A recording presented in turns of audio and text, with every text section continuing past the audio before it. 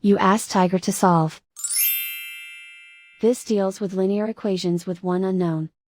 The final result is p equals 2/21. Let's solve it step by step. Simplify the expression. Group like terms. Simplify the arithmetic. Group all p terms on the left side of the equation. Subtract 33p from both sides. Group like terms. Simplify the arithmetic.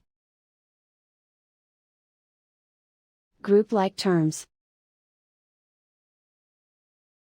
Simplify the arithmetic. Group all constants on the right side of the equation. Subtract 5 from both sides. Simplify the arithmetic.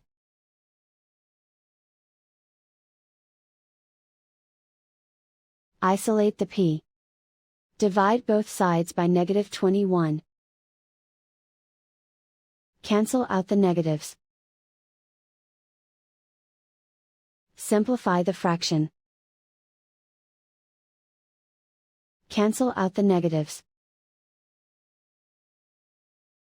And so the final result is p equals 2/21.